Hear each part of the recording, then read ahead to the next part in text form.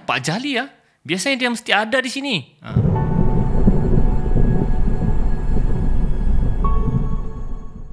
Bismillahirrahmanirrahim. Assalamualaikum warahmatullahi wabarakatuh dan salam sejahtera. Selamat datang ke channel Ali Bosku.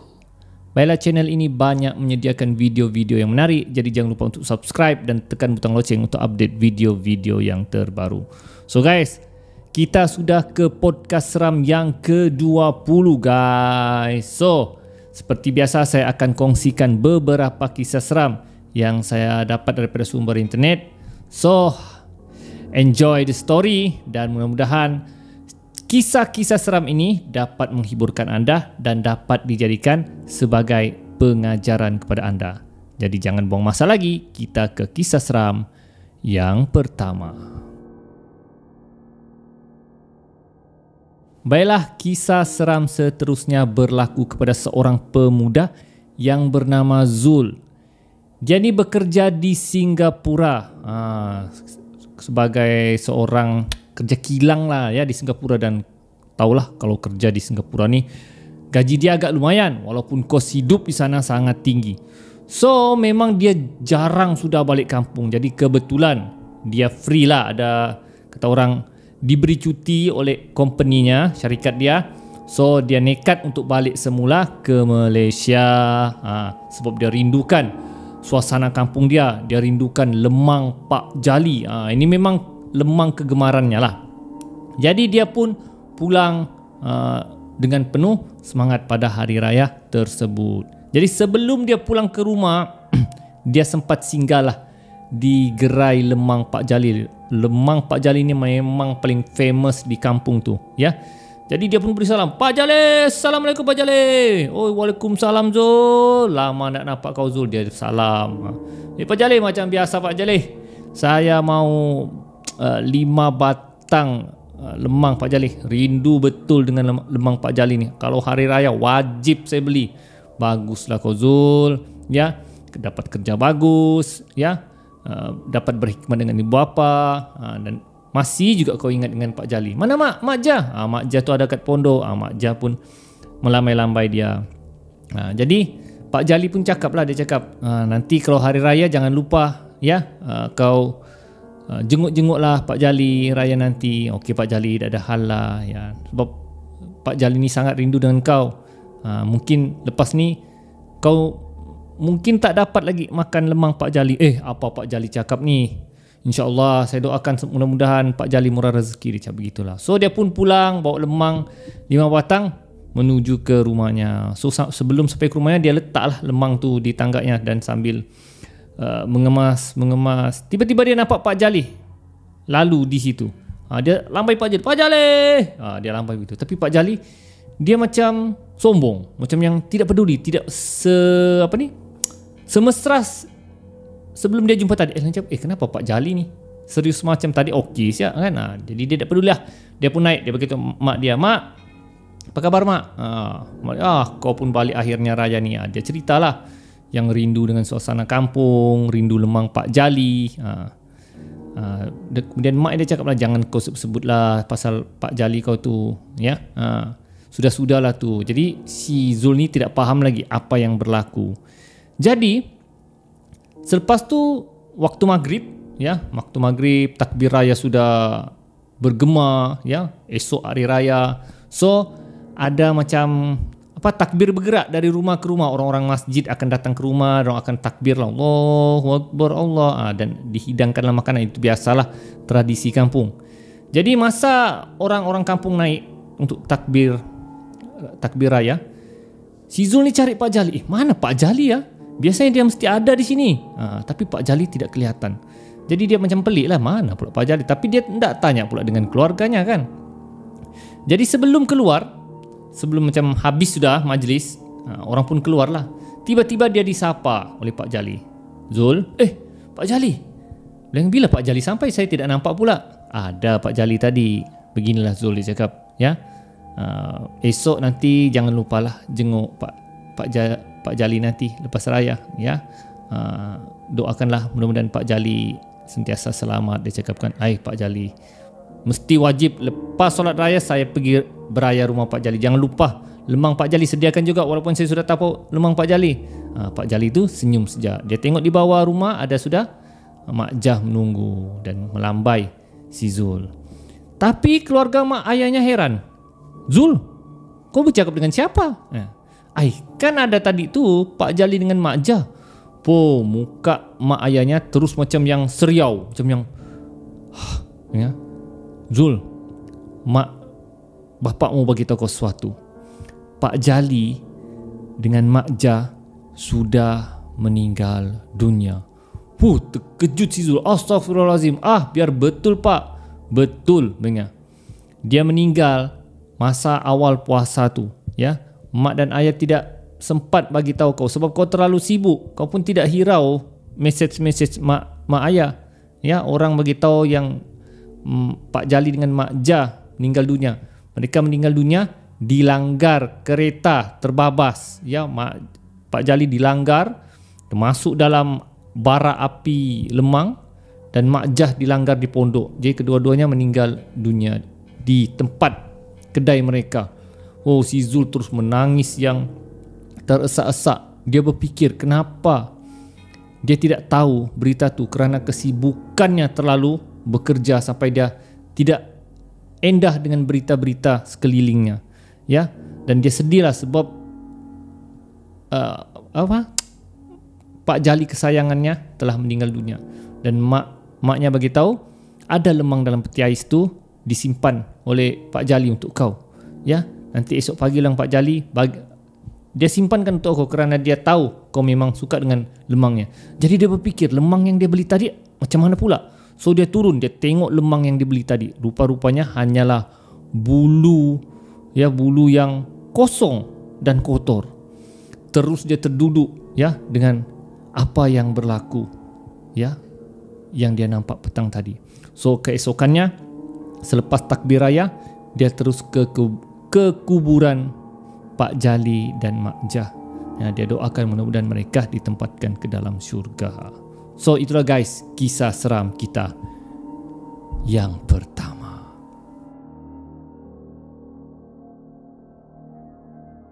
Baiklah, kisah seram seterusnya berlaku kepada seorang wanita yang bernama Nur. Dia ni belajar di kolej kejururawatan, nurse lah dalam arti kata lain. Jadi dia sering praktikal, dorang ni kalau jururawat ni sering praktikal di hospital. Dan bila orang praktikal di hospital, mereka akan bertukar-tukar ward lah untuk praktikal lah.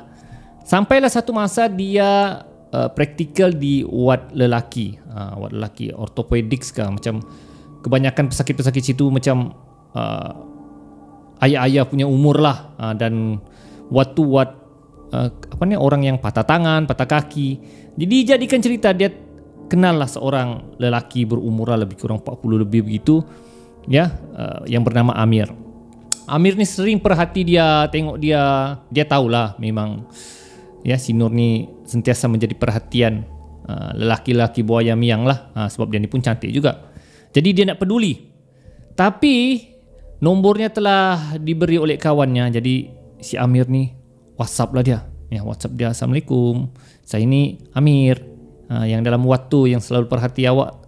Tapi dia tak layan, dia malas layan. Tapi tiba-tiba satu hari dia rasa macam terdetik mau cari si Amir tu. Entah tiba-tiba dia mau cari, jadi dia kenapa aku tiba-tiba macam rindu pula ya dengan si Amir ni.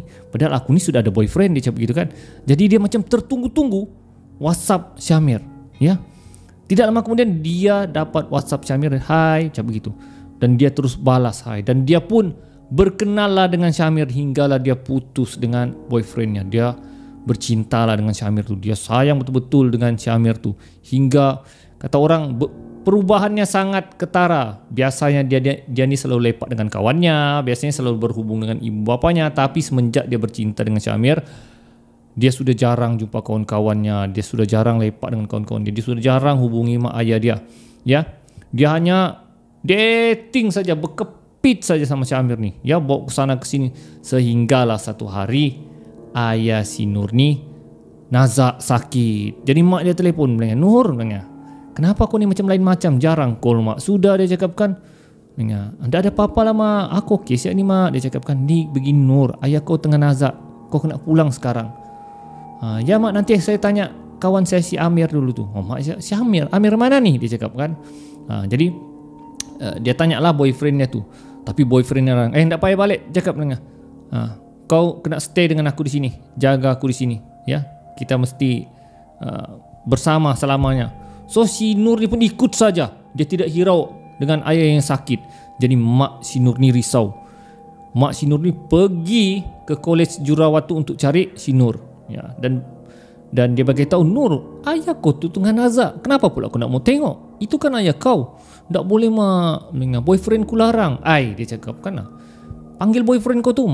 Mak dia panggil, ya, suruh panggil. Jadi datanglah Syamir tu, bergaduh mulut. Kau siapa menghalang anak aku mau tengok ayah dia? Jadi bergaduhlah mulut. Jadi si Nur ni menyebelahi Syamir. Dia pun tidak tahu kenapa dia menyebelahi Syamir. Jadi akhirnya pertengkaran berlaku. Akhirnya Syamir tu merestui. Dia cakap, pergilah kau, tapi pulang secepatnya mungkin. Dan jangan ikut mak kau kalau dia mak kau bawa pergi berubat. Jadi dia pergi berubat.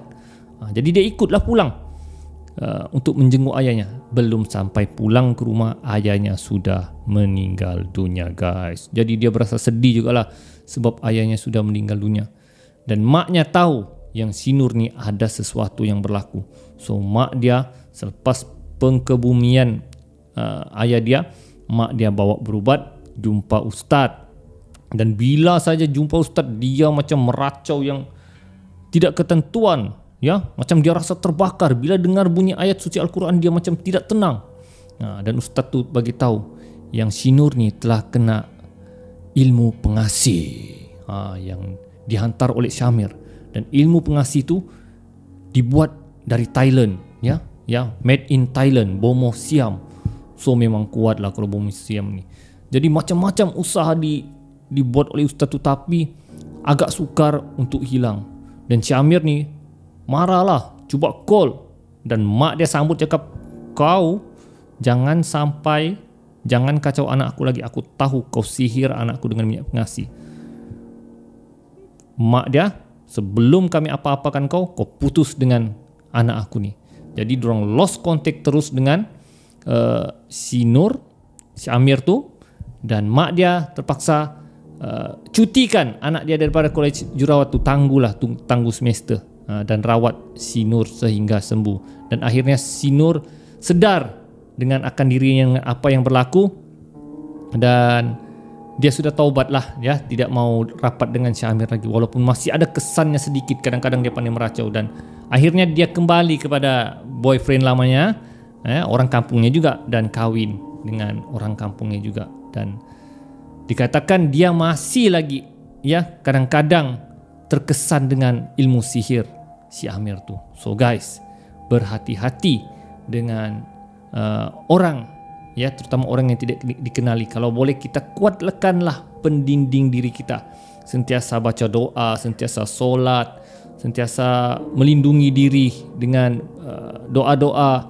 Kalau ada sihir pun cuba datang, insya-Allah kita akan dilindungi oleh Allah Subhanahu Wa Taala.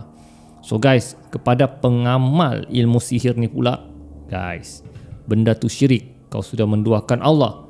Dan dalam Islam, benda syirik ni, neraka akan menunggu kau. Kau akan dapat cinta tu melalui ilmu pengasih, tapi kau tidak akan bahagia kerana tiada keberkatan.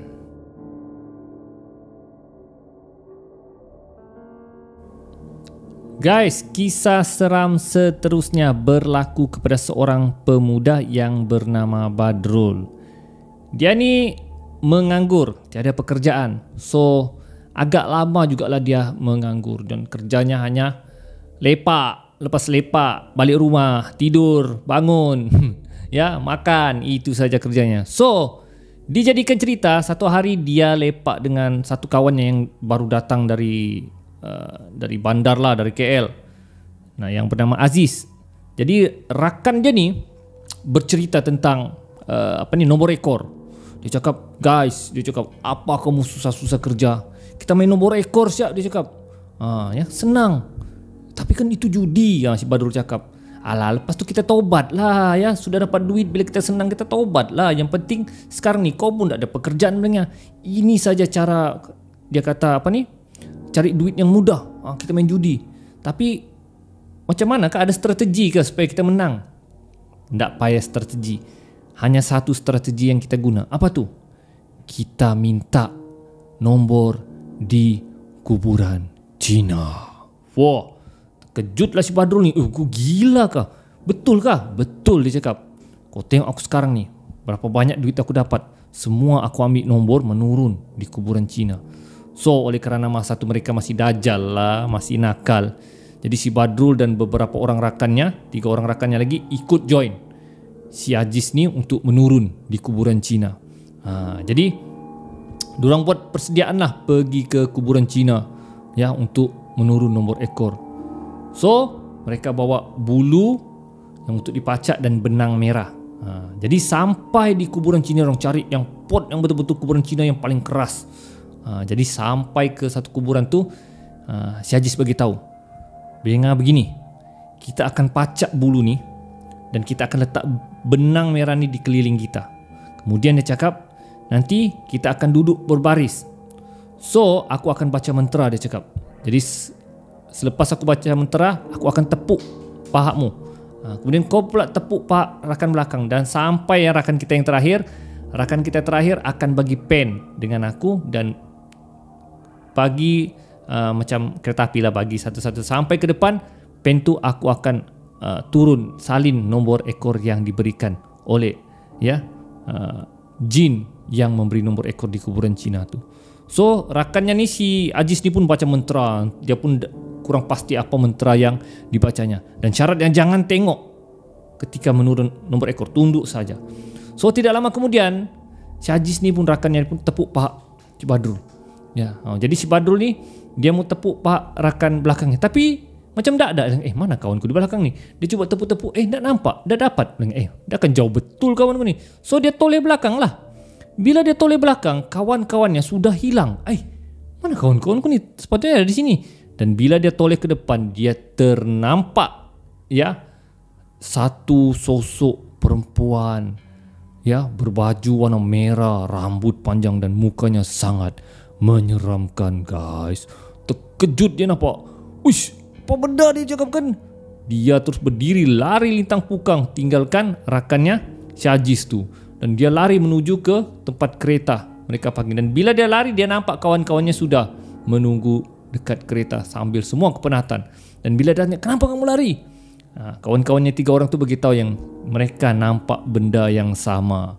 Jadi mereka tunggulah rakannya si Aziz ni untuk turun. Tak turun-turun, tapi mereka takut sebab mereka dengar macam-macam suara di situ. Suara perempuan menangis, suara perempuan mengilai.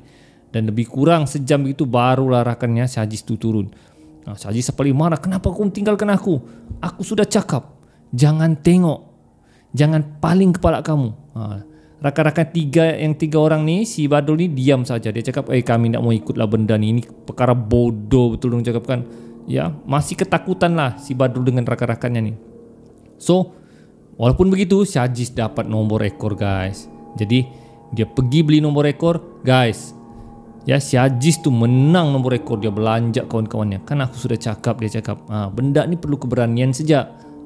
Jadi tidak lama kemudian, beberapa hari kemudian, si Badrul tidak berapa lama kemudian rakan mereka si Aziz tu meninggal dunia, guys. Dan meninggal dunia sangat mengerikan, macam sawan, mata dia terbeliak, lidah dia terjeler. Dan 3 orang rakan si Badrul dan rakan-rakannya ni hanya mendiamkan diri dengan apa yang berlaku, dan mereka bertaubat sesekali tidak akan bermain nombor ekor. Dan untuk pengetahuan anda, judi nombor ekor adalah haram di sisi agama. Jangan sesekali kita terjebak dengan judi, dan apalagi kalau menurun, minta pertolongan jin untuk minta nombor ekor. Itu confirm syirik. Sudahlah, kau syirik, kau main judi lagi, dosa kau berdouble-double dan neraka akan menanti.